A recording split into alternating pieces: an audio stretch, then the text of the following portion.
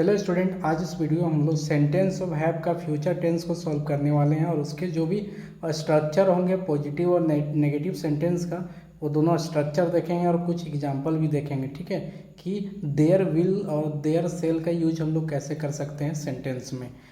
तो इस वीडियो में आगे बढ़ने से पहले छोटा सा रिक्वेस्ट यही करेंगे कि चैनल पे पहली बार आ रहे हैं या अभी तक आपने चैनल को सब्सक्राइब नहीं किया तो चैनल को सब्सक्राइब करके बेल आइकन को हिट कर लीजिए, साथ में इस वीडियो को लाइक करके अपने दोस्तों के साथ शेयर भी कर देंगे। ठीक है, तो चलिए हम लोग आज के वीडियो का शुरुआत करते हैं। तो हम लोग पूरा पढ़ रहे हैं, अभी तक इसका 2 प्रीवियस वीडियो हम डाल चुके हैं जिसमें हम प्रेजेंट टेंस में देयर का यूज कैसे किया जाता है पास्ट टेंस में, और आज के इस वीडियो में हम लोग देयर का कैसे यूज करते हैं फ्यूचर टेंस में, ये देखेंगे। ठीक है, तो सबसे पहले हम लोग स्ट्रक्चर की बात करेंगे। स्ट्रक्चर वो भी किसका? पॉजिटिव सेंटेंस का। ठीक है, जो सकारात्मक वाक्य होते हैं उनका फॉर्मेट कैसा होता है। ठीक है, तो सबसे पहले हम लोग अगर यहाँ देखेंगे तो देयर हम लोग लिखेंगे, उसके बाद हम लोग यूज करेंगे विल।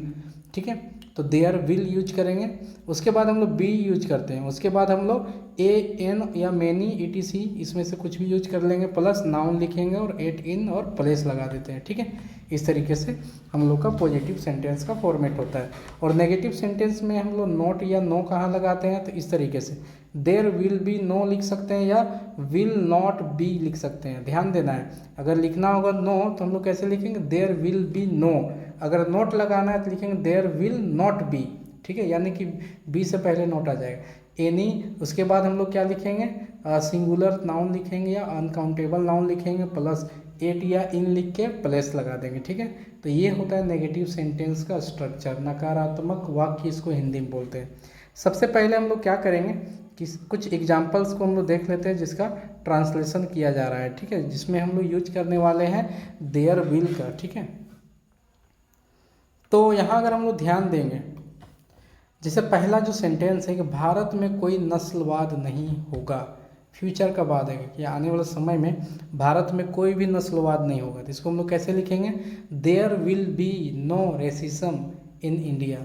रेसिज्म क्या होता है? नस्लवाद क्या होता है? किसी नस्ल के बेसिस पर उसका भेद करना। ठीक है, कोई गोरा है तो या फिर कोई काला है तो उसके आधार पर हम लोग भेदभाव करते हैं, उसको बोला जाता है नस्लवाद। ठीक है, तो इसको हम लोग कैसे ट्रांसलेट करेंगे? लिखेंगे there will be no racism in India. भविष्य में गांव में कोई भेदभाव नहीं होगा, तो फिर से हम लोग देख रहे हैं कि भविष्य में गांव में कोई भेदभाव नहीं होगा, तो इसको भी स्टार्ट कहाँ से करेंगे? देयर विल बी से। ठीक है, नहीं है तो इसके लिए no, there will be no discrimination in village in future. Delhi में पानी पर कोई कर नहीं होगा, यानी कोई किसी तरह का टैक्स नहीं होगा, तो लिखेंगे there will be no tax on water. ठीक है, there will be no tax on water in Delhi.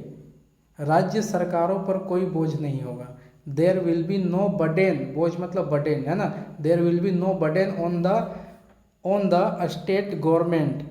इस तरीके से हम लोग को सॉल्व करना है, यानी ट्रांसलेट करना है। कल पानी की सप्लाई नहीं होगी, there will be no water supply tomorrow. ठीक है, ऐसे ही हम लोग ट्रांसलेट कर सकते हैं, जल्दी ही कई परिवर्तन होंगे, तो इसमें भी सब्जेक्ट नहीं है और हम लोग पर ये फ्यूचर का बात कर रहे हैं। ठीक है, यानी कि जल्दी ही परिवर्तन होंगे, जल्दी ही कई परिवर्तन होंगे, तो लिखेंगे there will be many changes soon. ठीक है, कैसे इसको हम लोग बोल सकते हैं कि there will be many changes soon, यानी कि बहुत जल्द इसमें बहुत सारे परिवर्तन होंगे। कुछ सालों में भारत में कई बार सुधार होंगे, तो there will be many tax reforms in a few some years. ठीक है, there will be many tax reform in few और सम ईयर्स, ऐसे बोल सकते हैं। जल्द ही कोरोना के कुछ नए वेरिएंट होंगे, there will be some new variant of corona soon. ठीक है, देखिए देयर का यूज कैसे किया जा रहा है, देयर विल का यूज कैसे किया जा रहा है, इसको आपको बहुत अच्छे से समझ के जाना है। ठीक है, आज के इस क्लास में कल क्लास में एक नई टीचर होंगी। ठीक है, होंगी यानी कल के क्लास में एक नया टीचर होंगे, तो कैसे बोलेंगे? There will be a new teacher, there will be a new teacher. ठीक है, इन द क्लास टुमारो, यानी कल क्लास में एक नई टीचर होगी।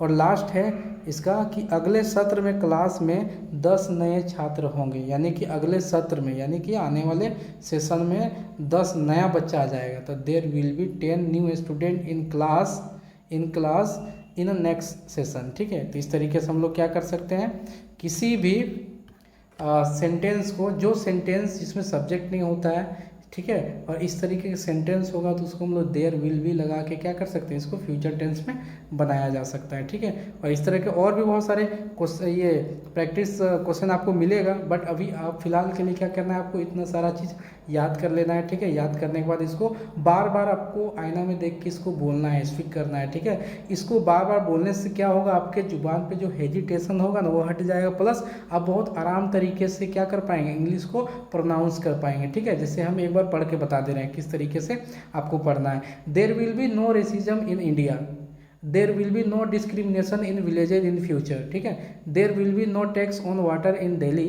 There will be no burden on the state government, there will be no water supply tomorrow, there will be many changes, there इसको negative नहीं है तो पॉजिटिव में बोलेंगे, there will be many changes soon, there will be many tax reform in a few और some years, there will be some new variant of corona soon, there will be a new teacher in a class tomorrow, there will be the 10 new student in the class next session.